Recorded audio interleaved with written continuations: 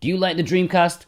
I love the Dreamcast. That's why I'm on a mission to complete every single game on the system. There are almost 300 English language releases, and I want you to join me on my adventure to completing them all. The games are chosen completely at random. Last episode we took a look at Jeremy McGrath's Supercross 2000. This week, Fighting Vipers 2. It's perhaps a name familiar to those who were Sega fanboys through their darker ages, especially the Saturn, which was where the original game was released. Despite being a big-ish title, it didn't sell so well, especially in North America, so when the sequel came along on the Dreamcast, it only released in Japan and Europe. So yeah, North Americans, you didn't get this one, and maybe you didn't even know it existed. Until now. You're welcome. It's not very good. Developed by Sega AM2, the absolute legends, and published by Sega themselves, of course. We're going to complete the arcade mode with every character in order to say that I've beaten it. Only with the base characters, okay? No unlockable or secret ones. And I keep using this we, but it's just me and my wife who edits my audio these days, so thank you to her and thank you to my patrons for supporting me so I can support her and our family. You get these episodes early amongst many other great things. Go check it out with the links below. Alright, so I was rather excited about this one. I hadn't played either Fighting Vipers before, but I heard good things about it. But this, well, I think you can see the elephant in the room here. This was released in 2001, ladies and gentlemen, very much when the console was already discontinued, or at least they were writing up the press release for it. And it looks like this. This is not a good looking game. It barely looks like a Saturn game. And I'm not one to judge too harshly, but I think for the time, it's clear this game was just farted out for something to sell. Sega looked down the back of the sofa and thought, okay, maybe this'll do. And that's why they didn't bother with a North American release. I mean, it's a decent enough game, but the presentation, God, it's lazy. The UI, the scene transitions, it's got nothing going for it. And if I bought this back in the day, I would have definitely known Sega has given up. But enough about that, let's talk about the actual game itself, because gameplay wise at least it's still fairly solid. So, I was going through the characters just to show them off one by one for this video, but there's not enough time on the timer, so yeah, I ended up on the last person, so I'm guessing I'm starting with them, Charlie. I think you can probably already guess what vibe Sega were going for with this one, with some of the characters, some cool extreme sports, and I'm facing off against myself, which doesn't really give me hope that they put much thought into the arcade mode. That tells me they didn't really care that much. In terms of gameplay, it's not the fastest fighter out there, which is fine. I haven't played Virtua Fighter in, well, since I was born, but I'm guessing it plays in a similar way to this. You don't hit often, but you don't need to, because each smack hits hard, so rounds rarely last long. But I quite like that. If I'm getting my ass kicked, at least let the pain be brief.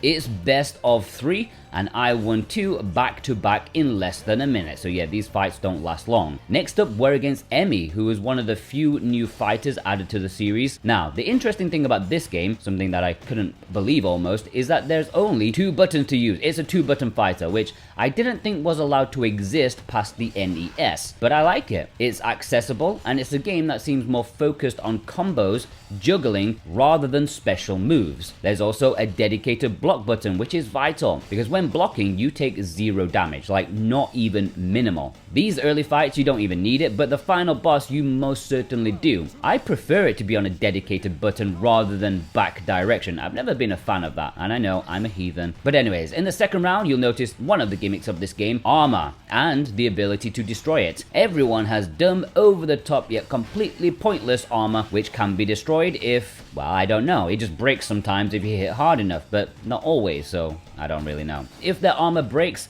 well, they look different, but they also take damage more easily, so that's a nice thing. Our third fight against the most iconic fighter in the series, at least I'm stating that as a guess, but I'm pretty sure it's a fact, Honey, or sometimes known as Candy. This maid succubus lady. Well, you can see her knickers, so she's got that going for her. But again, she is pretty easy. Next up, against the extreme skateboarder Picky. I seem to have stun-locked him for a perfect, and yeah, this game's kind of easy, guys. I promise I did not change the settings at all. Next up, we're fighting Barn, who I think is the love child of Captain Falcon and Phoenix Wright, and I get KO'd for the first time. This dude must be sick of that comparison. Should I mention he has a falcon punch? And here we see another mild gimmick that's more visually interesting than anything to do with the gameplay. If you smack them hard enough on the final blow, they will destroy the arena wall and make them go flying off into the background. Here, it's a bit boring, but depending on the arena, it can be quite funny. Next up is Tokyo, whose theme is boring generic fighter. I played this game 5 minutes before I started recording this, and I'd already forgot him. Like, literally, I forgot he existed. However, next up, one of the most memorable fighters, G.I. Jane, or as I like to call her, Metal Tits. And as any woman should do if you say that to her, she beats me to a pulp 3 times. Yeah, she's quite tough. But she's the penultimate one, so you'd expect that. The final boss is the Great BM, which I'm gonna go out on a limb and say that BM means bitchin' mofo. Either that or butterfly muncher. One of them. He is insane, as you'd expect, but he's a massive step up from everything else gone before. This dude laughs in the face of fairness. You have to use block on this, otherwise you're getting bloody mullered. Yeah, maybe that's what BM stands for, bloody mullered. Believe it or not, I won entirely thanks to the timer. The timer went down to 0 while I had more health than him, and I won overall. So, what's the ending? Just the credits. That's it. There is nothing else to see. No story, no nothing. It's incredibly boring. Like, I'm not saying all fighting games need to have a story ending for each character because let's face it, it's about as deep as myself. But, you know, some sort of visual reward for winning would be nice. It also makes this video extra boring because aside from going through the characters, there's nothing else to add or show. So I'll just plow through these quickly, I suppose. With Emmy this time, she's up against the BMX guy. Again, oh my god, it's just gonna be the same characters, isn't it? Yes, because the second fight is against herself. Bloody hell. Third round, yes, it's Honey. I smashed her armor off this time. Sadly, it makes her a bit less interesting somehow. But hey, that was exciting. I even do the same to Picky. And oh my god, his hair is more of a helmet than his actual helmet. When I got to Barn, he just falcon punched me into the next universe. There's nothing much else to say about Emmy. Like, her moves don't really set her apart or make her feel unique. The final boss though, man, I struggled even more this time, but I had to bide my time, take the hits with the blocks, and when he finishes his combo, get in a few cheeky jabs. Doing that, I somehow managed to get a perfect on him, which is rather funny. Again, there's no difference in the ending. Next up is the Phoenix Wright Captain Falcon man, Barn. Now let me sum up his campaign like this.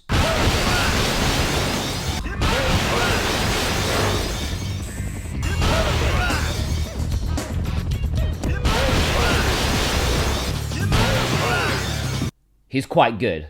Picky, he's just boring. I still can't get over the hair helmet under the helmet. His greatest moment is just being pleased that he murdered a girl by kicking her off a high-rise building. That's not a celebration, that's just pure relief. Jane isn't as good as I hoped. I mean, she's strong, but she's a bit too slow for my liking. But the most interesting thing about this one, I don't know how or why, but we got a slightly different route. The final 2 fights before the last boss aren't Tokyo or Jane, but Sandman, a fat fire dude. Finally some variety, and after him we have Mauler, I don't know how to say, who's probably Bitchin' Mofo's little brother. Speaking of Butterfly Muncher, oh my god, he absolutely caned me. My now trademark technique of block for my life and then take pot shots wasn't working because she's too damn slow. So I was a bit lost, to be honest. I needed to find something new. And when times get tough, one must find the cheese.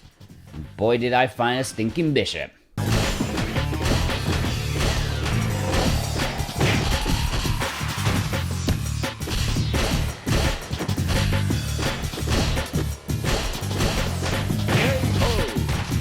Piece of piss.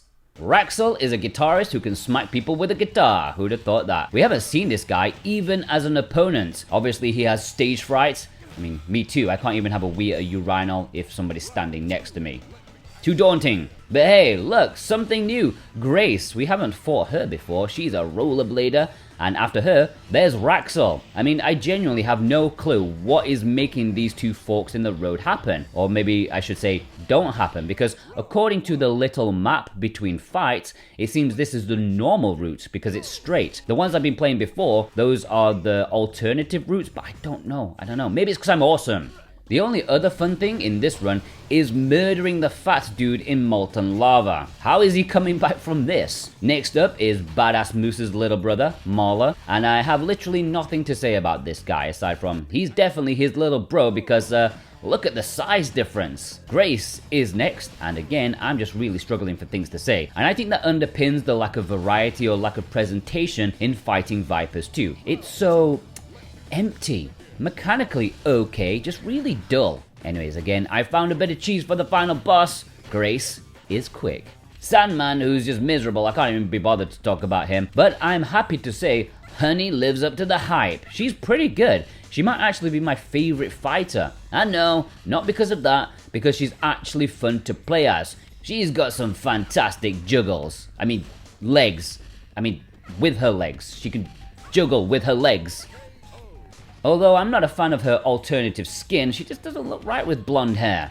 Anyways, the most interesting part of her campaign is that I won against the final boss the first time of trying, which was borderline miracle. One more to go, and we are ending with the most forgettable character. Yes, it's him. I can't remember his name. You'd think after playing him last it would make him fresh, but he's as fresh as a breeze in a nightclub toilet. Who is he? He's boring. That's all of them.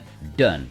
So, how would I rate Fighting Vipers 2? Well, gameplay-wise, it's solid, okay, if decidedly unremarkable. The two main gimmicks of the game I barely used. They barely came up during the gameplay, and I didn't miss them, especially the Super KO, which didn't happen once, at least I don't think it did. I appreciated the short bouts, the big hits, 2-button controls, easy KOs, that's cool, but there's not much to keep you playing. There's a distinct lack of content, and the gameplay is just by the books. Did I mention repetitive? There's no bespoke arcade routes. I would say a 5 out of 10 in terms of fun. In terms of presentation, it's bad, and it's definitely lazy. I don't throw that word around often, but the writing is clearer than your phone number in the toilet cubicle. It looks poor, transitions just awful, the animation really behind the times. It just looks and feels cheap. A 3 out of 10. And finally, the difficulty. It's not tough at all. Sure, you may lose a round against the final 2 foes, and the final boss can be done either first time of trying or 10th try, but you'll get there with minor strategic strengths of cheese. I'd give it a 5 out of 10 in terms of difficulty. Completion time, almost 3 hours.